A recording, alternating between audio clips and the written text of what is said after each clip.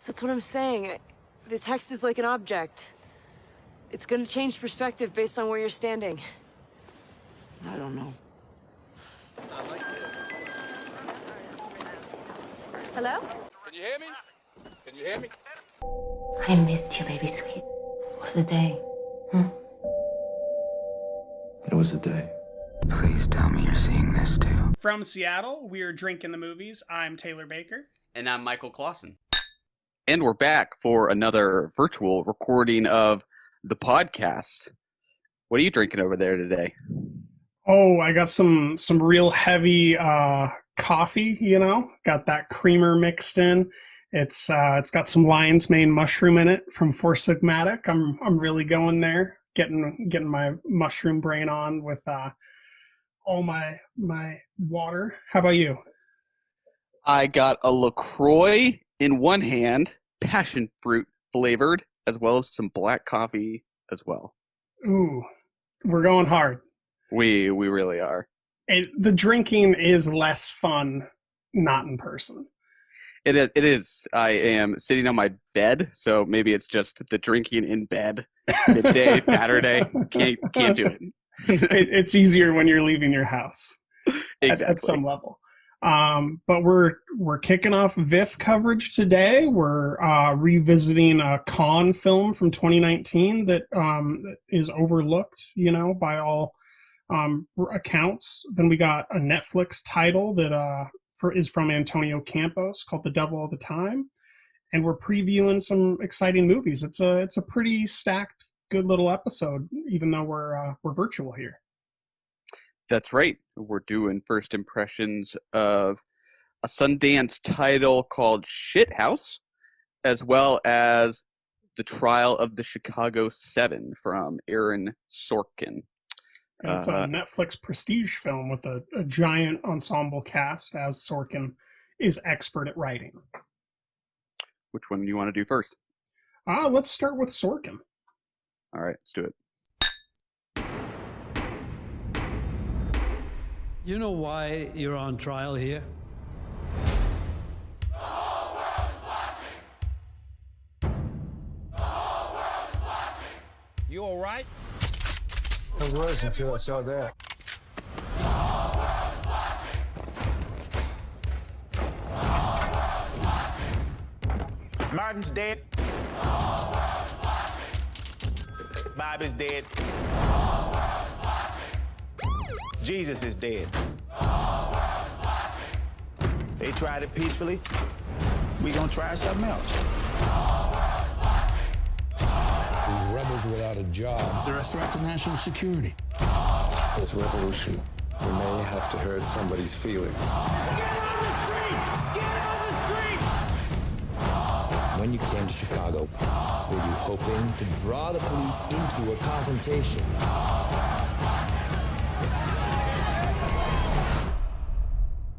I'm concerned you have to think about it. Give me a moment, would you, friend? I've never been on trial for my thoughts before. All right, Michael, that was the trailer for the Chicago 7. What do you think? I'm kind of on the fence about it. I'm not a huge Aaron Sorkin fan in general. I'm not super familiar with the specifics of this historical moment that it's capturing. From the looks of the trailer, there's maybe just kind of a personal dimension that's missing from it for me.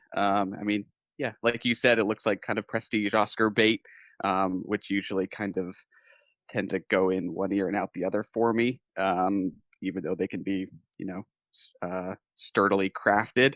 I don't know that this is going to leave a huge impression on me. What about you? Yeah, I think I'm a lot more, I'm a lot less pessimistic than you about what I saw, because I feel like that teaser trailer didn't show the breadth of the film. But what I do sense is that it might be, kind of disappointing in the way that Catherine Bigelow's Detroit was.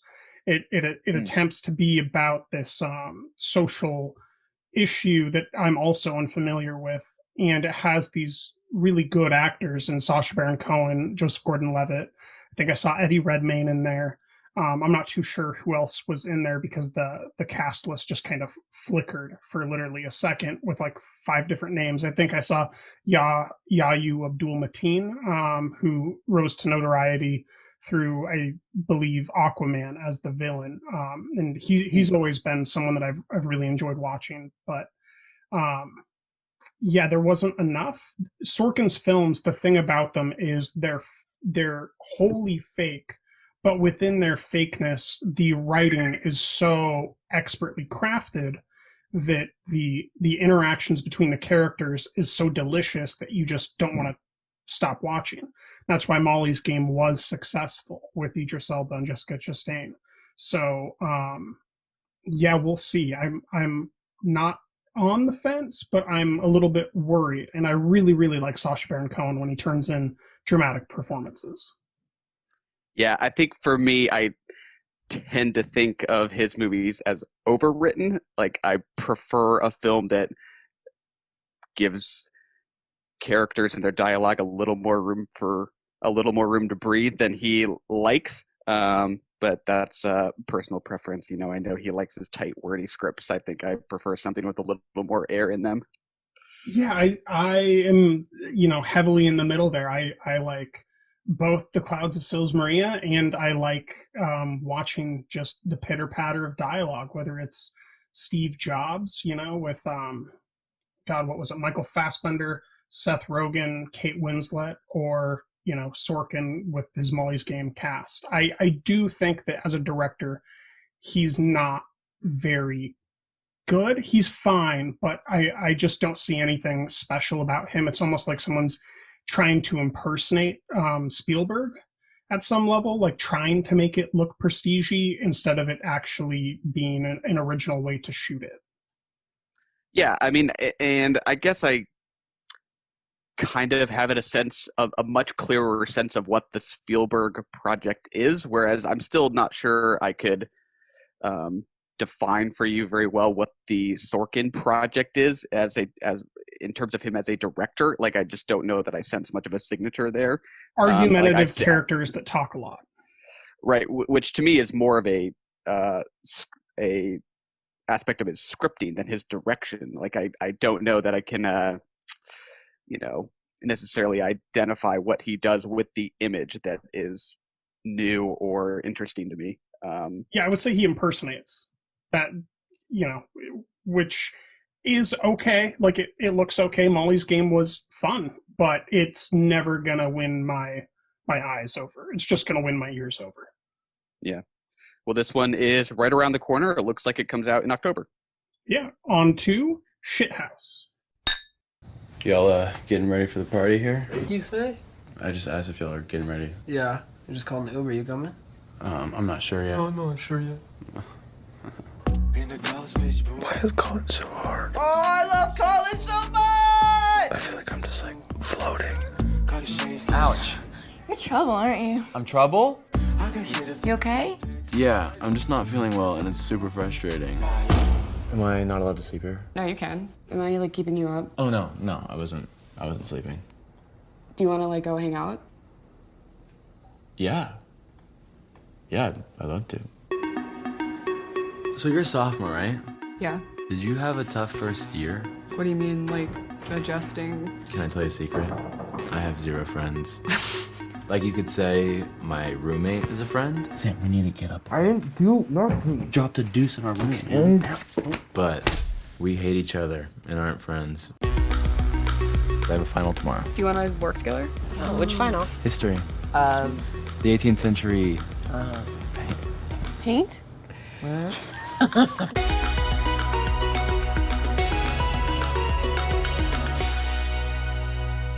Hey. Hey. Sorry. Do you mind if I just get past you? Oh my god, you sent her so many messages. Hey, what's going on? Hey. See you. Are you sure that was the girl? Yeah. It just seems like she didn't know that you existed. All right, Michael, that was the trailer for Shithouse, starring Cooper Raiff and Dylan Galula, from director Cooper Raiff, also written by him. What do you think? I'm intrigued by this title. I don't think I recognize any of the cast members here. I don't know if they are new stars or what their experience is or what, but I'm sort of intrigued by the look of what they're doing. I don't know how formally bold or new it looks. I think it looks kind of familiar in its craft, but a college set romance. I don't know. Something about the feeling I get from it seems pretty sincere. I'm kind of intrigued. What about you? Yeah, it looks intimate and personal, which is what I'm always looking for out of new writer-directors. I don't know if this is his debut, but if it is, I think it's a pretty sharp way to start. I will say that we are familiar, although you don't remember her, with Dylan Galula, who is the main love interest here. She was known in Support the Girls for standing on top of the bar and accidentally exposing her breast. Oh, I do remember this. Okay. She was, definitely a supporting character in most of the work that I've seen her, and I've seen her in a few other things, but definitely an interesting, love angle here where it's someone who has no friends falling in love with someone who is not interested. But, as tropey as it is, I see a lot of sincerity here. So I'm absolutely willing to watch it. And what's exciting is seeing a writer-director that's this young. He just visually looks very, very young. So if he's going to start out with something really personal, swinging, not formally dazzling, but formally sturdy, that could be a great boon for cinema in the future. Yeah, 100%. I don't know that I caught a release date for this one. Did you happen to spot one? I did not. I do see that they just added the official trailer here on the IFC YouTube channel on the 2nd of this month, so just over 2 weeks ago.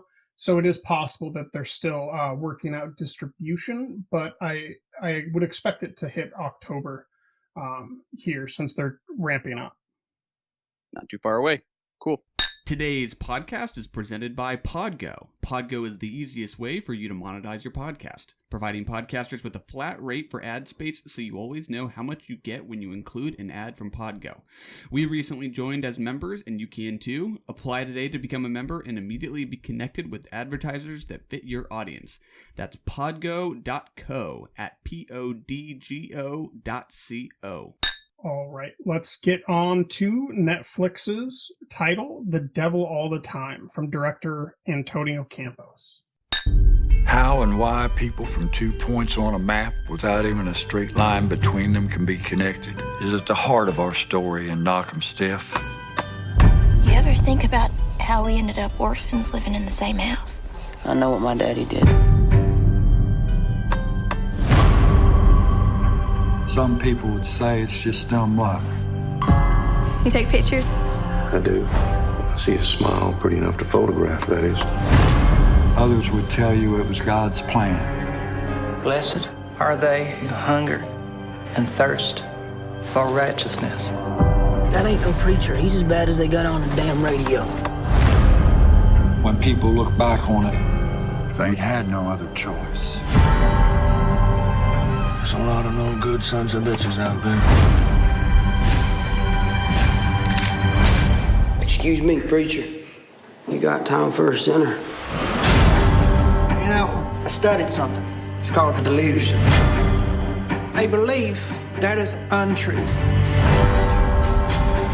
It is our delusion that lead us to sin. Delusions! All right, Michael, this film is a little bit like a film that we reviewed last year that we were in lockstep on. I think we're going to be a little bit out of sync here. The film that I'm referencing is a title that we never quite remembered, but it ends in El Royale. It could be the bad times at the El Royale, or it could be the battle at the bad times at the El Royale. I forget, but it's equally got a huge cast, screenplay that's trying to bring all these characters together, pulp, and a lot of death. That's right. I have said the name of that movie wrong way more times than I've said it right. Bad Times at the El Royale, I think. But yeah, I that's a believe fair that's comparison. right. Who knows? The Devil All the Time, a lot easier to remember. The only thing you're going to confuse that with is Before the Devil Knows You're Dead. That's right. I think it's the first Antonio Campos title that we have talked about on the show, but I believe you're a fan of Christine with Rebecca Hall. Is that correct? I am an enormous fan of that film. Yep. That's one of my few perfect fives from that year. Yeah, very cool. Cool. Maybe I'll read just a basic plot description just to kick us off. Yeah, that sounds good. We'll go with the one that's on Letterboxd. There are a few different ones drifted around out there. This one reads, in Knockemstiff, Ohio, and its neighboring backwoods, sinister characters converge around young Arvin Russell as he fights the evil forces that threaten him and his family. And Arvin Russell is played by Tom Holland, but as you mentioned, this is a pretty stacked cast that it has. Who else we got here? We have Robert Pattinson, Tom Holland, Bill Skarsgård, Haley Bennett from Swallow, Riley Keough, Harry Melling, who you might know as Dudley Dursley from the Harry Potter films, or the fellow with no arms or legs from last year's Coen Brothers film that I'm now forgetting that was a vignette piece. Or do you remember the title of that film? Oh, it's escaping me. I know what you're talking about. They'll have to look it up. Sebastian Stan, also known as the Winter Soldier, Mia Wasikowska, who we've covered many of her films, Eliza Scanlon from this year's Baby Teeth, Jason Clarke, and then it gets a little bit more dicey, and I will say that our narrator is Donald Ray Pollock, who wrote the book that the film is based on. That's right. Ballad of Buster Scruggs. That's what you were looking for, right? That is it. Thank you. That's the one. Yeah, I was not too high on this title. I get the sense that you're a little more favorable on it. Is that correct? That is absolutely correct. I am still mixed on it, but I think that I just can't imagine not having a good time watching this, regardless of any eccentricities or absurdities that it has. I gather you really disliked the keeping track of time that this film asked you to do. I happened to mention that in my, comments about the film. I don't know that I would double down on that is the thing that is the problem with the movie is its use of time. It does jump back and forth a couple times, and I don't know that it did much for me. I don't know that it's working with time all that well, but that's not really the crux of my issue with it. I think I have other problems. Is it Robert Pattinson's perfect Southern drawl? No, he's getting a lot of flack for that. I can tell. I personally don't mind whether it is a good accent or a bad accent. It's an entertaining one. I don't mind watching that performance. Yeah, I thought it was a fun take on an evangelical accent from someone who's affluent. Yeah, I forget who it was now. Who I saw on Twitter say something in response to the article headline that said he had kept the accent a secret up until he actually played the scenes. Someone said probably should have just kept it a secret forever. I disagree. I think it was fun. Yeah. What did you respond to here, or not respond to? I mean, let me just kind of define the film as I see it first. I see this as one of Netflix's very few couch crowd pleasers that isn't released by Adam Sandler. And that's comparing it to other movies that are bad, largely. But I think that if you sit on the couch and you watch this with friends or family, it's fun to be like, do you think that he's also going to kill this guy and get away? And just the amount of enjoyment you get from the pulpiness is very high. I really, really appreciate literature. And I think that the literary adaptation here with the narration from the original author of the text was a really superb way of kind of providing an oversight that makes it feel really, really well worked through the eye of the needle. You never doubt that it's taking you on a ride that you can trust. It's kind of like the feeling of not being, or of being on a roller coaster that you know isn't in need of repair. You just trust that the destination you're getting to is going to be fulfilling. And I found that the entire way. I have some problems with it that are very hard to describe. It's in no means a perfect film, but I found it to be a very, very fun one. Yeah, I think for me, it's maybe one of the more overcasted movies I've seen in a long time, where I don't think this movie really understands kind of the gravitational force that stars have almost by definition. And when you have, the plot Who in description, here is a star? everyone, like the entire cast, I mean, anyone who pays, even like a moderate degree of attention to cinema, don't you think they are going to be pretty familiar with most of the members of this cast? The people I watched it with did not recognize anyone besides Winter Soldier and Spider-Man. Okay, well, I'll only speak for myself then, where I would say I thought, there were probably like 5 to 10 highly recognizable cast members. Oh, great. And I'm with you, right? Like Eliza Scanlon comes in and you're like, holy shit, they saved her this long? And you're like, Haley Bennett's already dead. Riley Keough's barely getting this much time. Like, I'm totally with you there. Bill Skarsgård, the guy from It's, already gone. But I think that by and large, they're not stars. And there's no Scarlett Johansson here. yeah, well, maybe they're just too recognizable then for me. And I think to just even go back to that plot description I read where it says sinister characters converge around young Arvin Russell, which suggests he is at the center, the axis of this ensemble piece. I think it really kind of lacks a center. I think so much attention is diverted away from him that it feels sort of like it just is just kind of lacking concentration. Like it needs more centrifugal force than it has. And I think the attention to all these characters becomes really diffuse for me. When I see someone like Mia Wasikowska, I never say that right. I don't think I've literally ever said that right. Come and go so quickly. It's distracting. It only draws more attention to the fact that I felt like I have zero sense of who that woman was before she was murdered. And yeah, I think that's a real problem for me personally. To have very recognizable faces just scattered across this big movie. It does feel like a very big movie to me.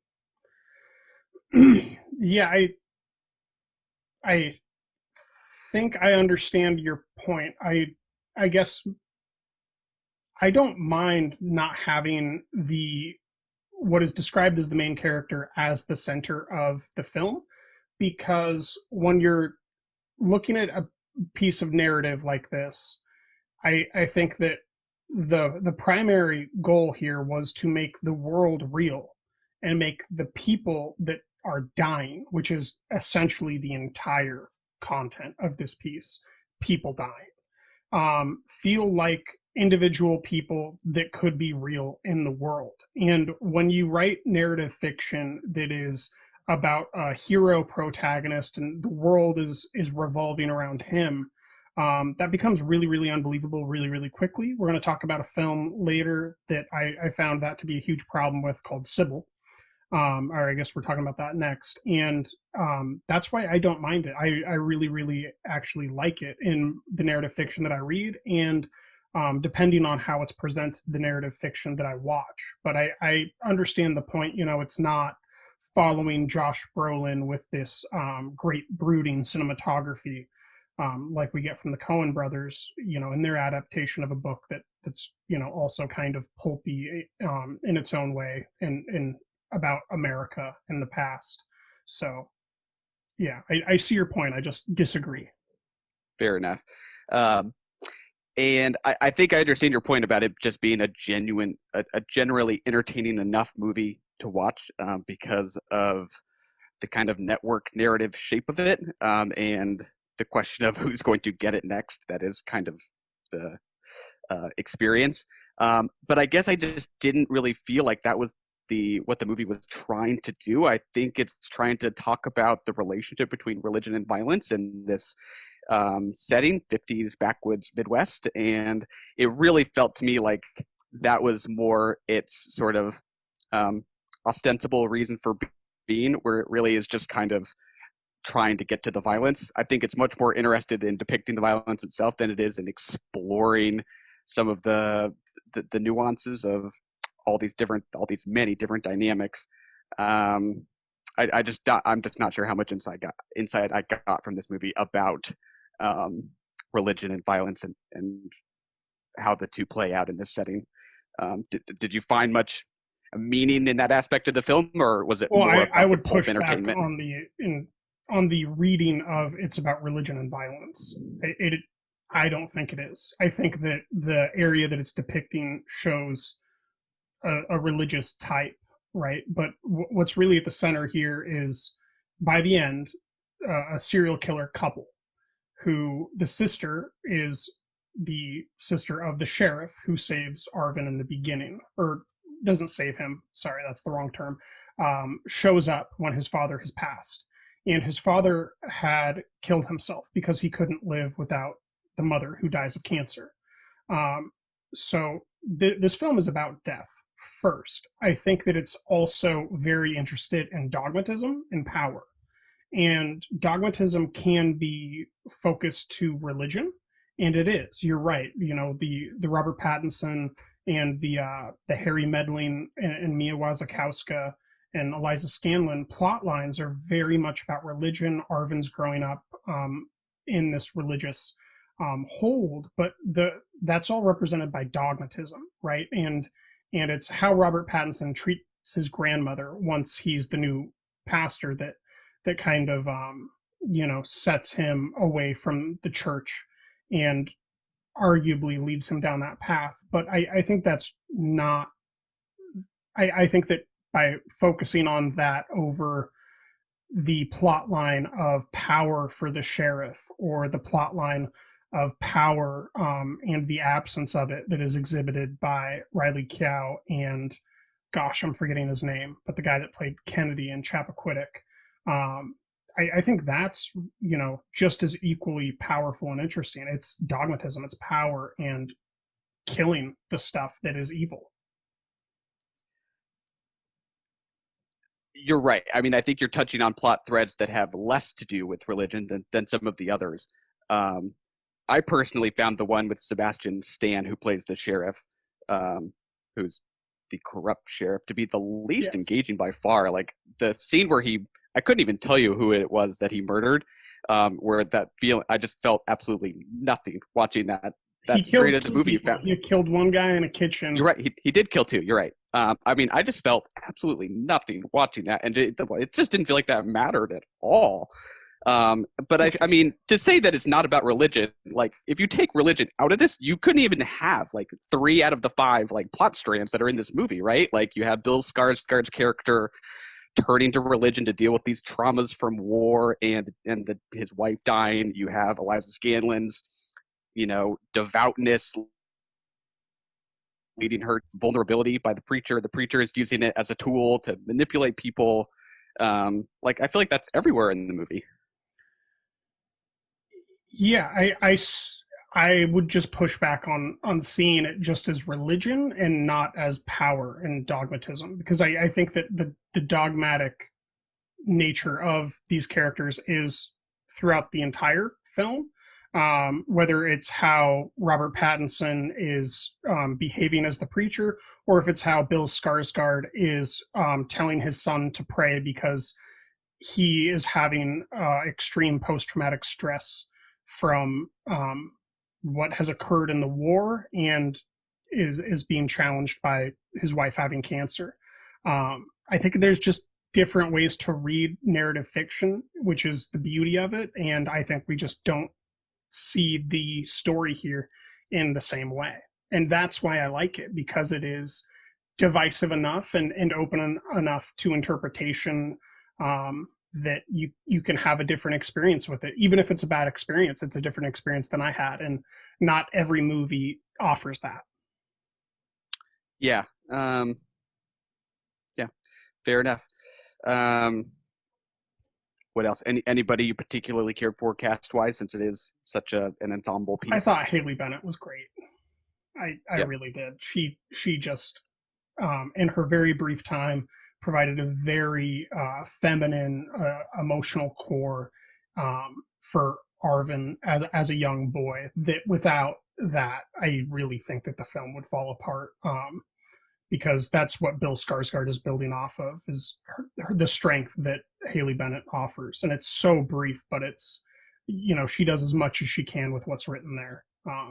And then I really, really love Eliza Scanlon and everything. Yeah. I liked Eliza Scanlon. I think it's what happens to her. Are we doing spoilers here? Have we given away any spoilers? Yeah, we talked about all these dead. Everyone died besides Arvin. Fair enough. Sometimes with brand new movies, we sometimes hold off. But yeah, there's something about how that story plays out with her intending to kill herself and then deciding against it at the last minute only to accidentally kill herself. I don't know. There's just a flippancy towards violence that this movie has, I think, that rubs me the wrong way a little bit. I don't know how... Well, I would say that's death, not violence. So that's a difference in reading already, right? Sure. I would not consider it a great way to go. So, there is something still violent about death itself. It's unfair, right? That's the thing about Haley Bennett. That's the thing about Bill Skarsgård. That's the thing about her. It's the unfair deaths that surround him. Yeah. I said maybe it's troubling for me that the movie was unsuccessful in eliciting much empathy in me for her when that happens, when it's a pure accident and it feels like it's just a tossed off finish to that character's story. I don't know. There's just a flippancy there to me that rubs me the wrong way a little bit. Yeah. Other thoughts? Yeah, I had a different interaction with this, and I'm so interested that yours is so different. I think that you're speaking of it fairly negatively, but you came out mixed. How far down on mixed did you come? I wouldn't say mixed. I would say fairly negative. Well, 2.5 is 50. That's an F in my book. Like, okay. If I'm giving something a 2.5 or below, like at the end of the day, like I just didn't like it very much. Gotcha. It's a well-crafted movie. Like, it's got a big budget that just comes with a certain amount of entertainment value. Do I think this is like a really great work though? Not really. Oh, I think it's a pretty good narrative adaptation, and I really, really like the narration here. That I think without it, it would just be not nearly as committed a storytelling film. But did you have a favorite scene? Boy, I mean, there are individual scenes that I found enjoyable on their own because I kind of like a lot of these people and the work that they're doing. I kind of liked Henry Melling, right, who was in Ballad of Buster Scruggs. Mm-hmm. I liked most of his scenes, even kind of the absurdity of the spider thing. I thought was kind of fun. I kind of liked his, delusional religious fanatic character. Like after he takes out Mia Wasikowska, the very real look of hope in his face that he's going to bring her back to life. He's a good actor. I'd like to see him more. Yeah. What about you? I'm greatly surprised. That is a wonderful question. I think that the scenes that were most entertaining are the violent scenes. And the only scene that I can think of that I found to be kind of beautiful, that was a premonition to the violence, is a Harry Melling scene in which he's about to die, and that fellow that I'm forgetting the name of again, Ted Kennedy from Chappaquiddick, and Riley Keough are at the dam there at the top along the water, and it's just a good looking scene. There's a lot of trepidation and uncertainty because this is going to be the first kill, and we don't know if they're going to go through with it or not yet. And so just everything that makes that scene occur, that was definitely the most powerful one that I can recall. Cool. I like it. On to Sibyl. Faut que vous le voyez, que vous veniez sur le tournage. Moi, j'arrive plus à réfléchir, j'arrive plus à me projeter. Non, c'est impossible, ça. Sometimes I feel Why did you cast her if you knew that she was with Igor? I figured it was just a petite histoire. Action! I would just have to sit back and watch reality destroy things. Contrôle-toi, s'il te Ne me plaît. parle pas. Parle à Sibyl. Sibyl, dites-lui qu'elle arrête de me faire mal volontairement. C'est pas possible. Ne soyez pas contre moi par principe. Like a motherless child. It's not a joke! I'm done. I'm done. Mika! Mika!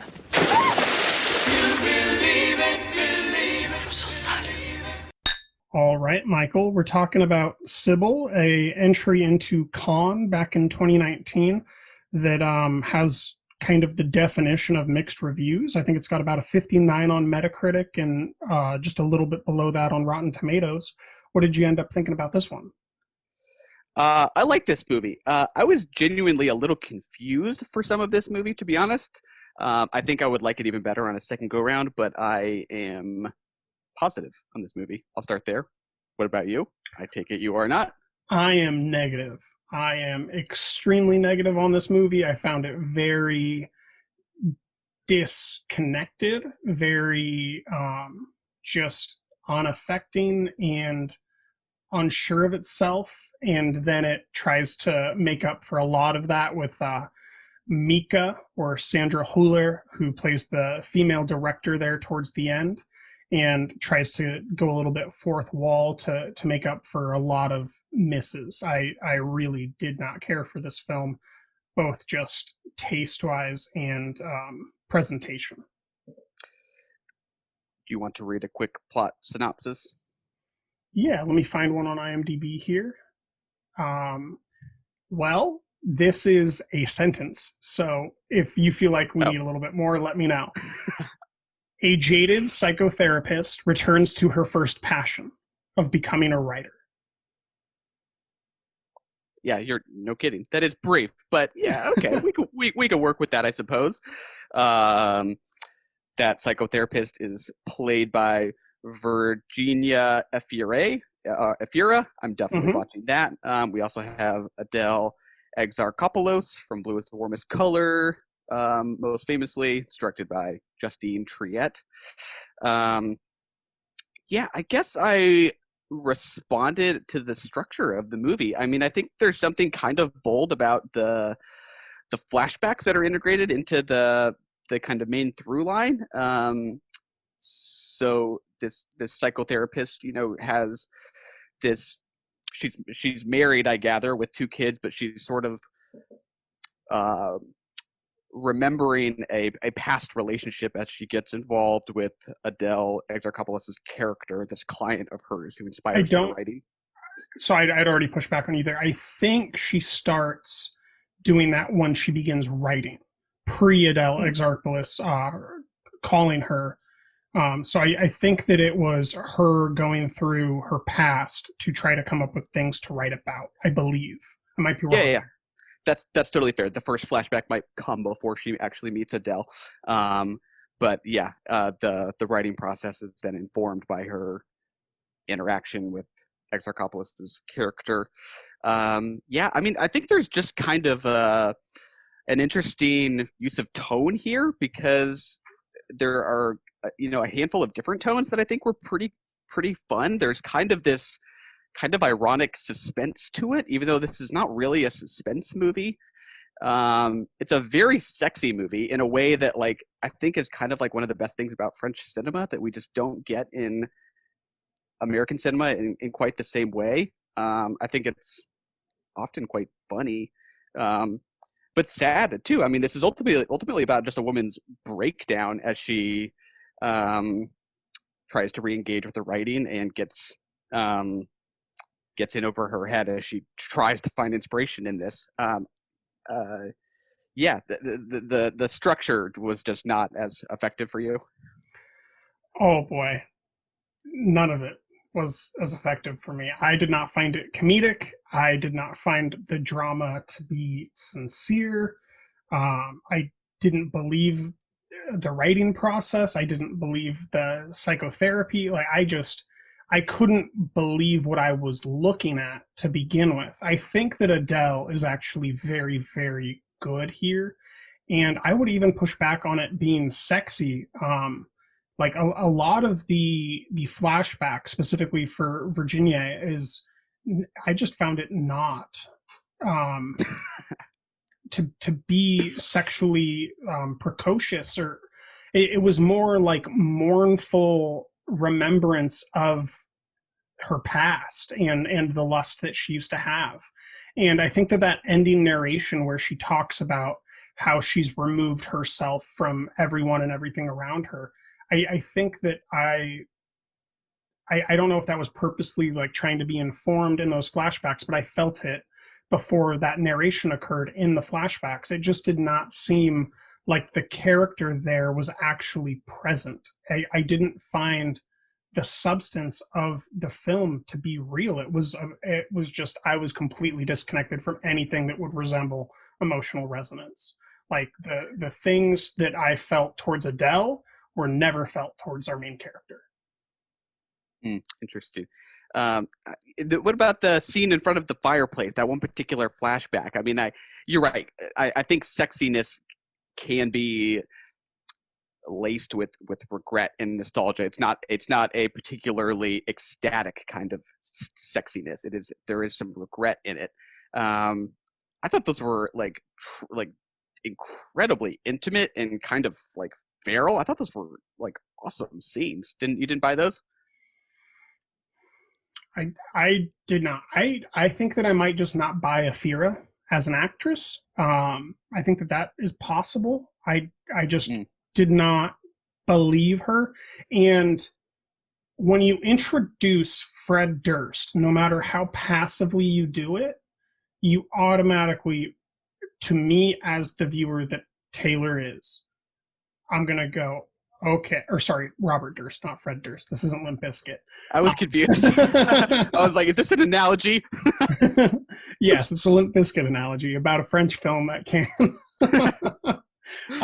But when you introduce Robert Durst, and if you're familiar with his story at all and how he admitted to the crimes that he committed over a hot mic in a bathroom while recording a documentary during the last day of shooting, then you know what you're going to be finding in this film, even before the film is introduced, right? Because when she's writing, she pulls up that Robert Durst article, and the film has not yet been introduced that Adele is shooting.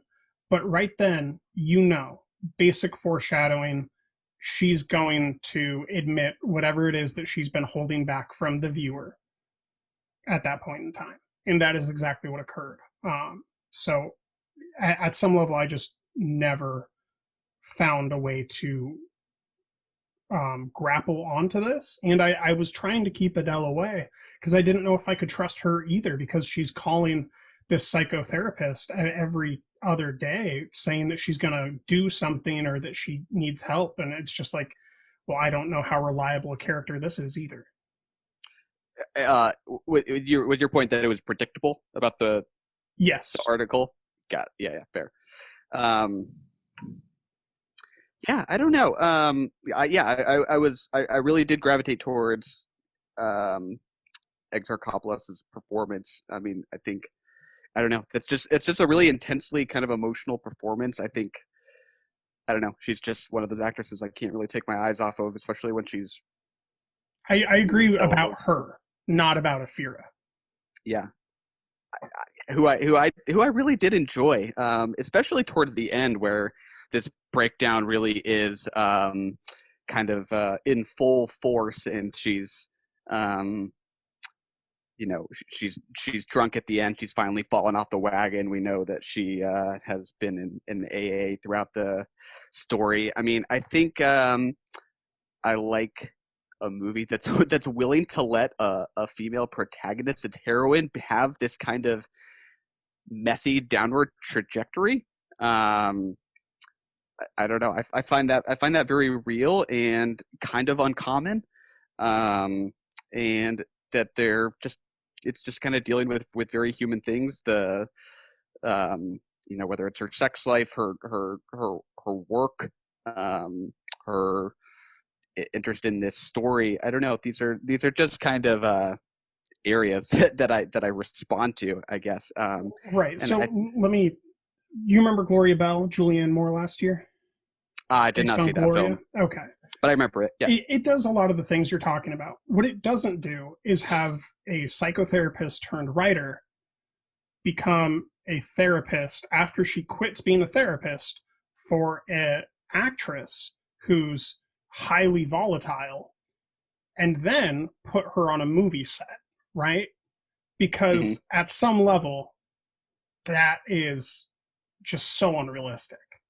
Like, I found this to be so deeply unrealistic and uninteresting because of that reason. So, like, all the stuff you're saying about, you know, the things you like that are exciting and real, I think I can agree with those point by point until I make the qualifier that in that film where all that happens, she goes to a film set on a volcano and sleeps with her patient's whatever he is, boyfriend, love interest.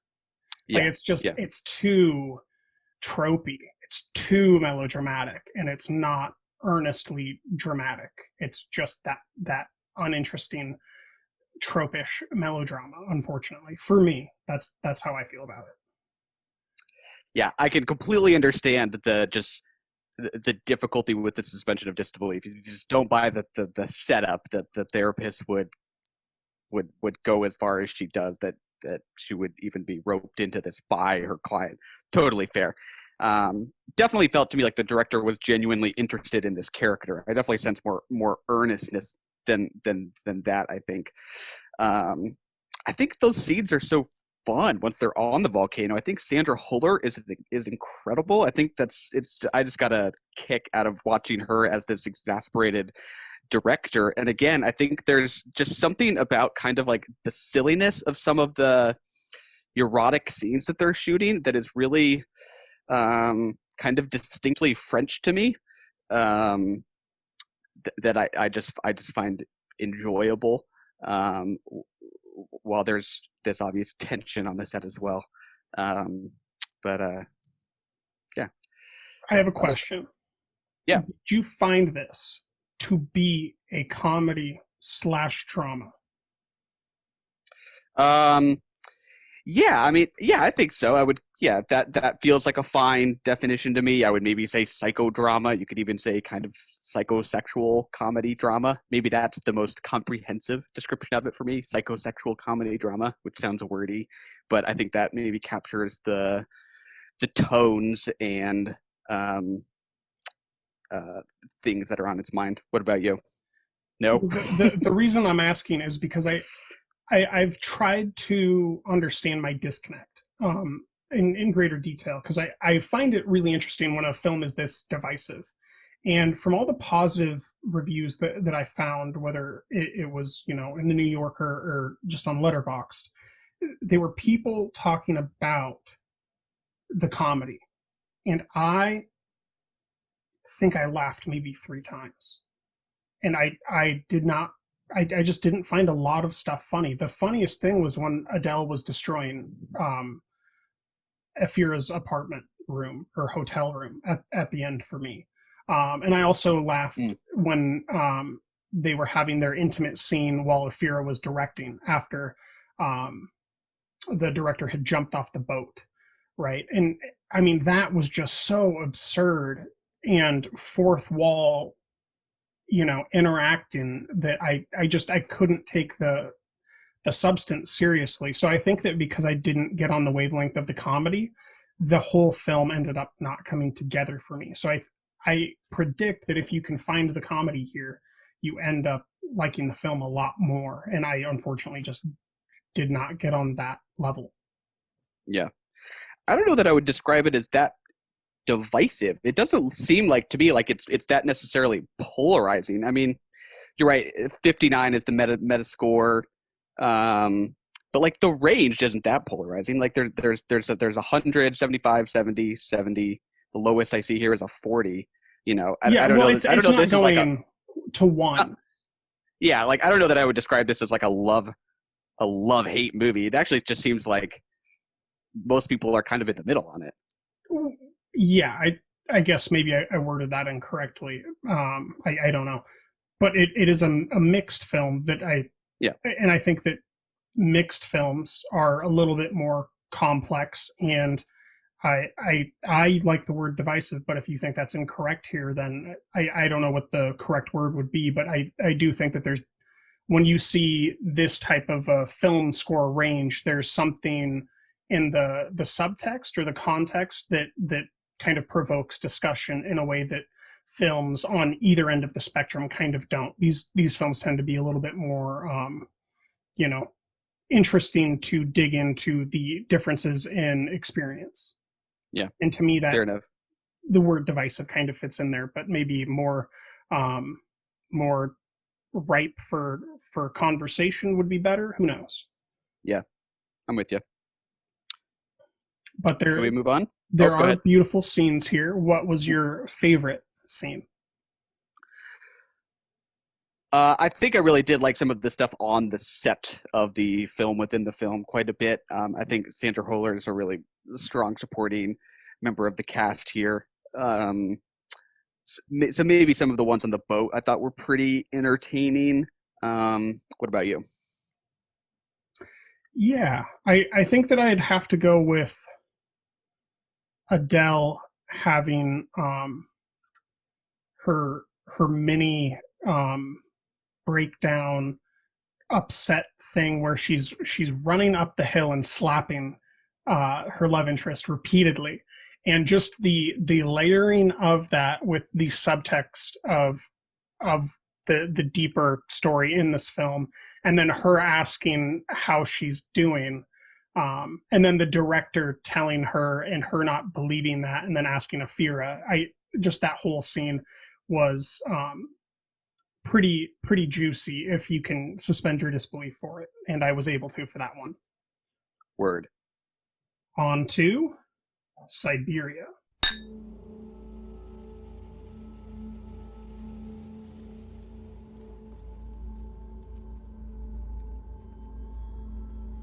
Your soul is outside of you, and you must claim it.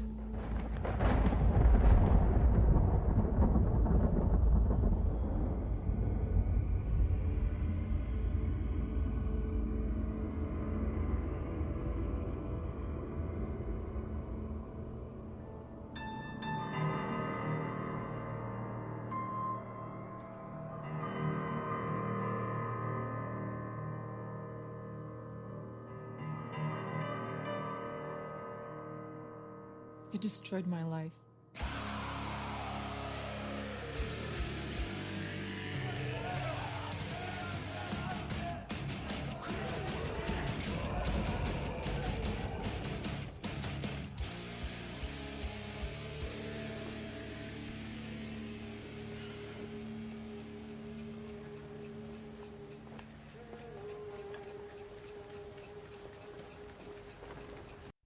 All right, Michael, this is, I believe, the first film we've covered from Abel Ferreira. Is that correct?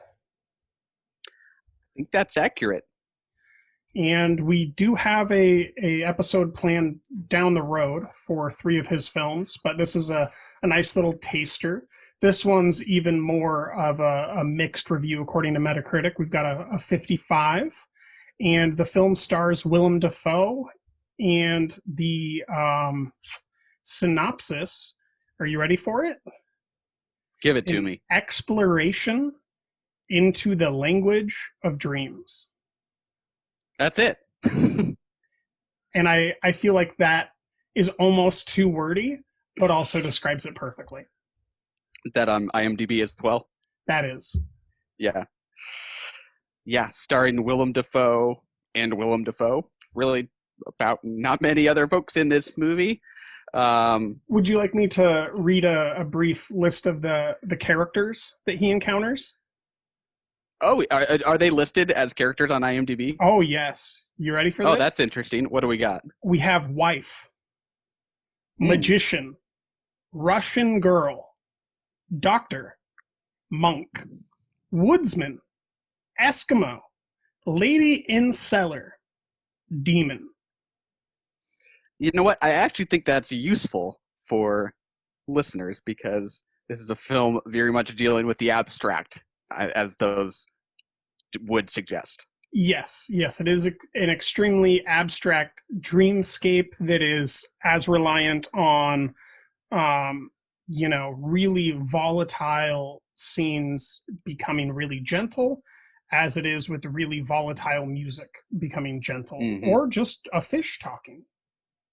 That too. Oh yeah, I forgot about that. There is something about these movies where like I tend to forget details because like I think to myself like, did I make that up somehow?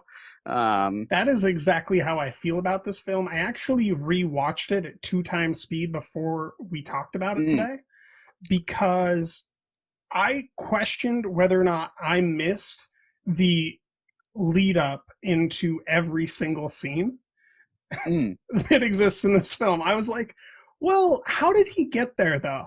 And I was right. There is no how did he get there. There's just him arriving. Yeah. It starts out in the Siberian tundra, essentially.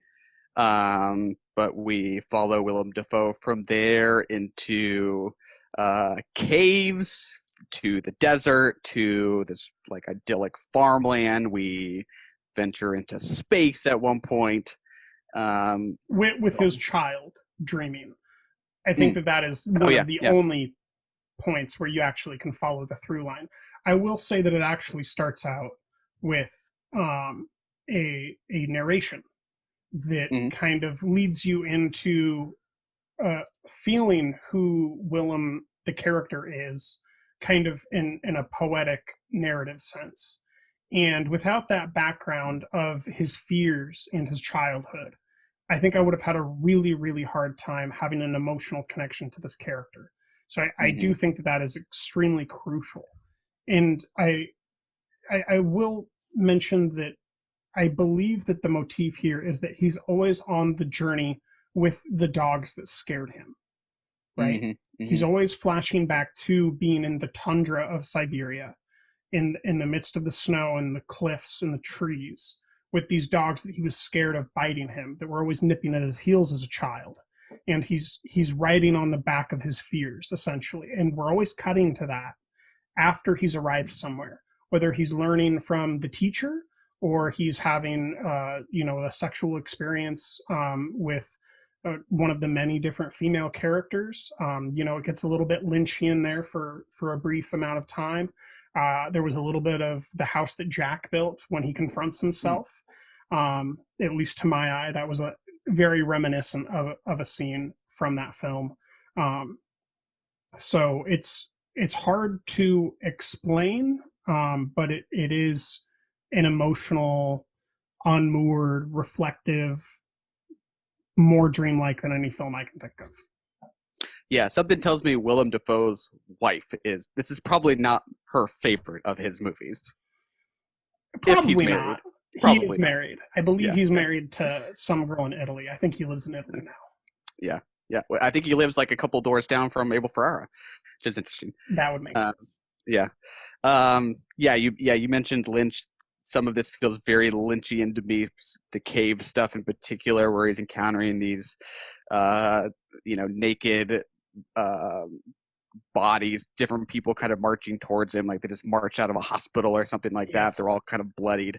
That felt very, very Lynchian. I don't know how you could not think of Malick when we go from a father and son to the cosmos, in the span of a cut or something like that. Yeah, I saw you mention that. That never occurred to me until you wrote it down. Like I was so kind of trying to understand the film that I never made the comparisons until after the film was over.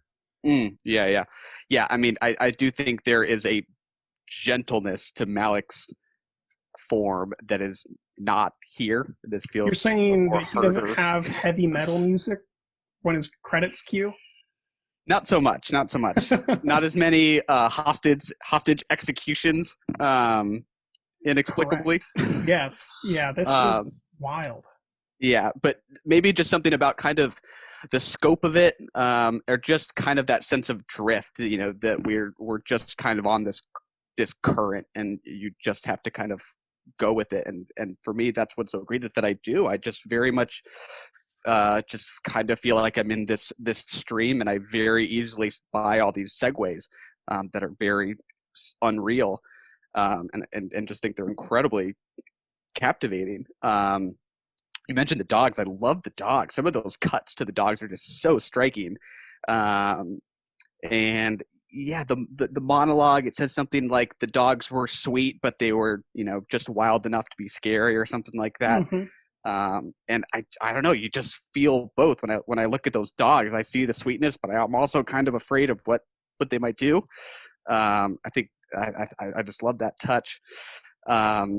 Yeah, I mean, there's so much I don't know what to make of. Like, I don't know, especially the I don't even know how to describe it. It's like he passes like a prison or like a terrorist group at one point when he's traveling on the dog sled through the mountains, and I don't know, we're watching people get executed or something like that. I don't know what fear this is representing, but I would be lying if I said I wasn't like really struck by it and kind of entranced by it.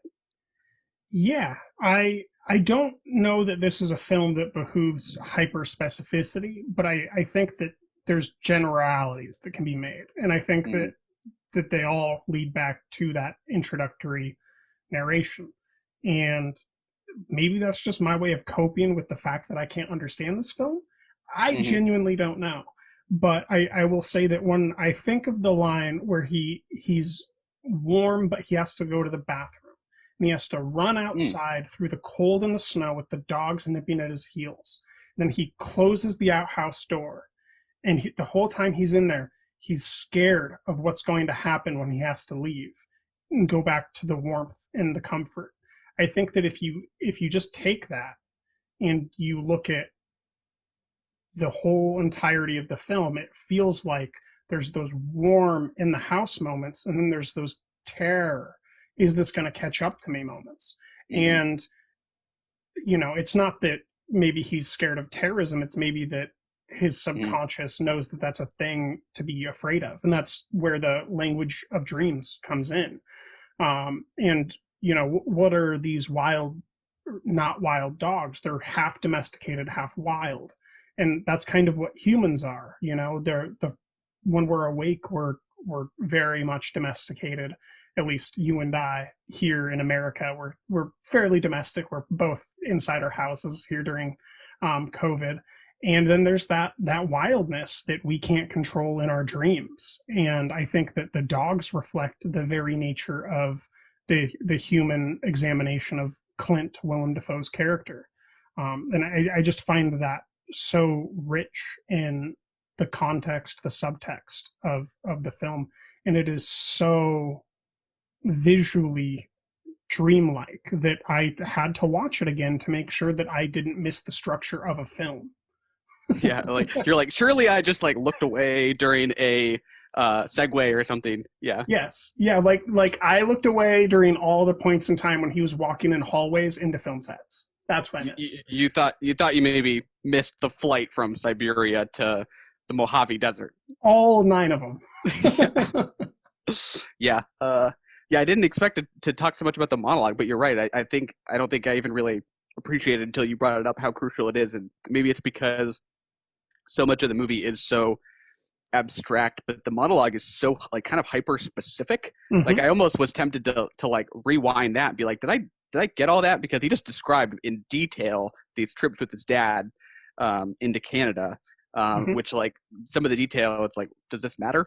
But there is something about the detail needed to kind of to buy into this. If it was so abstract from the get-go, you might just not, find your way in. So great point. I agree. And I think that the other introductory scene there, which is, I believe it's an Eskimo, I might be wrong, coming into the bar and speaking with no subtitles and him just grabbing different bottles, right? Like that is the definition of get ready, because you're not going to have any idea what's happening. And I think that was just because everybody knows that he wants alcohol and that Willem Dafoe is trying to figure out which alcohol by grabbing different objects off the shelf. And, you know, that almost builds into later where it's, what does Willem Dafoe want? He's grabbing these different experiences through these dreams, and what does he actually want? And I don't think we ever really arrive at that. I think that we just find out that he's, you know, emotional and unsure. Yeah, I found myself like I was reaching for the remote, thinking I needed to put on subtitles. Then I was like, I don't think they're there actually. And I enough, checked. I moused over that many a time, checking for those subtitles. Where would they be? No, that's how you watch it 2 times faster. Huh. Yeah. Yeah, definitely. Yeah, I loved it. But you said it, like you said, it is divisive. It's got an interesting graph on Letterboxd where, you know, the ratings are all over the board. Mm-hmm. And I think that makes a lot of sense. It is obscure, but to me it was pretty spellbinding. Yeah, it's highly emotional and very difficult to speak about. You know, like I could bring up this scene in which he goes to the teacher to learn, right? And you'd go, oh yeah, I remember that scene, and then we would have nothing else to talk about that scene. Or I could mention the fish that talks again, and we would have nothing else to address because it is such an interesting representation of the language of dreams. And I think that if that was the objective, to explore the language of dreams, then he entirely succeeded. And I think that the mixed reviews is a reflection of that. I think that if it was like a perfect film and everybody liked it, then it couldn't be that, because dreams, especially of the nature that are observed here, are volatile and unfriendly and, you know, really personal and kind of anxiety ridden. Yeah. I don't know if this has distribution yet or not, but you know, these are ones I think that are tough sells if you don't just embrace the fact that they're essentially kind of avant-garde works and you try to tell the audiences that there's something else and you just are mispreparing them. Yeah, if you have a tough Bad time. Lieutenant, this might not be a film for you. Exactly. Yeah. Or even just the fact that Willem Dafoe is on the cover, you know, I think will invite certain viewers expecting one thing and getting another. Although Willem Dafoe's been doing weird stuff lately, so he's been doing weird stuff forever, man. It's true. But yeah, I'm excited to see it again. This is one I would love to see on the big screen. I think I would have been even higher on it. You know, it's never ideal to watch something on a screener, but especially in a theater, I think I would have really connected with it. Yeah, if somehow SIFF puts this on as part of their retrospective of 2020 and 2021, I would certainly buy a ticket to go be isolated in the darkness along with this film, because it invites a more personal story that I think you can really only get in a cocoon of darkness and just being with it. Absolutely. So we'll keep an eye out. Did you have a favorite scene? Boy, I feel like I have a lot, but one that I really liked, and this was one that I really did not understand, but just really responded to, I think it was towards the end of this like string of sex scenes. You know, we see Defoe's character have sex with like 5 women in a row or something like that. And then that older woman just like materializes on screen and we get some of those photos. She almost looks like she was like shot on an iPhone or something like that, just because of like the narrowness of the image. I don't know why, like I was just really deeply moved, even though I don't even know what I was responding to. Maybe just because it was so surprising. Yeah. There's all kinds of stuff like that. What about you? Formally intriguing at the very minimum. Yeah, you mentioned going back to Willem Dafoe and the sled dogs, and there's a particular scene that is very far away, and it slowly kind of comes up, and he's just on the back of the sled going up a giant white hill, and you can see the sky in the background and dark daggers of trees, and there's just something about where that hits in the film, and just being in the wild, going from one thing to another, and kind of just being unmoored, that I just really responded to how the beauty of the image was informing the entire context of the experience. Yeah, definitely. And that is our first film for VIFF. We'll be back next week covering some documentaries from VIFF. Looking forward to it. Run! Go! Get to the chopper! We have to go. I'm coming with you. That was brilliant. You're the best and we love you! And that's another one in the can.